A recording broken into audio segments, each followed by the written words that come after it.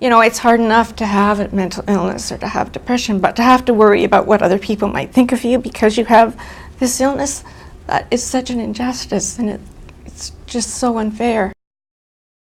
I didn't do anything bad to become depressed, and it can happen to anybody. If I could describe it, if you were in a room full of people, I would always be, in my mind, the person that's sort of cowering on one side of the room while the rest of the world or everybody else is on the other side of the room, and I just don't belong. When I was about 12 years old, I remember my mom taking me to see our family doctor because she was really concerned. There was such a drastic change in the way I was, and I remember the doctor telling me that I didn't have anything to be unhappy about, that I had a wonderful mother and a family, and that I should be happy. High school, it got much worse. I had a suicide attempt, and I remember one of the doctors being angry with me and saying, "Do you have any idea how much time you've wasted, valuable time, people's time that you've wasted?"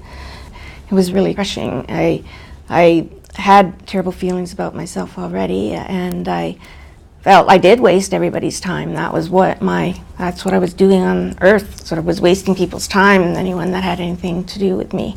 I felt so badly about myself, and I especially felt a huge amount of guilt because of what I knew I'd put my parents through.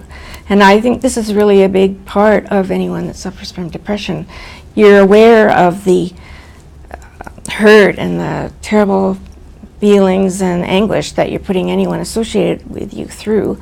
The very sad part about it is I don't know what anyone could have said to me or done at the time with the resources that were available at the time or the knowledge that people knew at the time that really would have made a difference. That is what is so terrible to me about the depression or the mental illness. A lot of the anguish and the hurt and what can maybe tear families apart is family members feeling guilty or thinking, oh, I should be able to do something. Or the most that you can do is be supportive, let the person talk to you, let them know that you are there, but seek help yourself. If you're having trouble dealing with it, seek help for yourself, get guidance and get knowledge and understanding of what you can do and the limits of what you can do, because there are limits to what you can do to somebody with a mental illness. You need to seek professional help.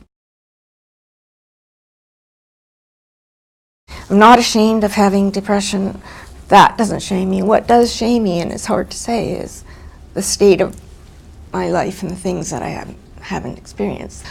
I was listening to a show on TV a while ago, and the person was talking about all the major life events, happy events that they were looking back on over their life, and they named things like social events in high school, going to your prom, graduating from university, getting that first job, marriage, children, on. And I can honestly sit here and say I have not experienced any of that. My depression has robbed me of so many things in my life, and I feel I just don't want it to rob me of my voice anymore.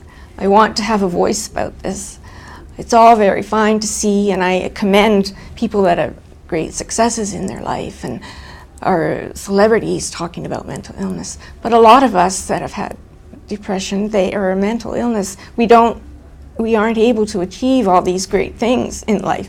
But just the fact that we can get through the struggle and carry on day-to-day function of working or doing whatever you do in your life, that is such a big deal to me, and I want to have a voice about that.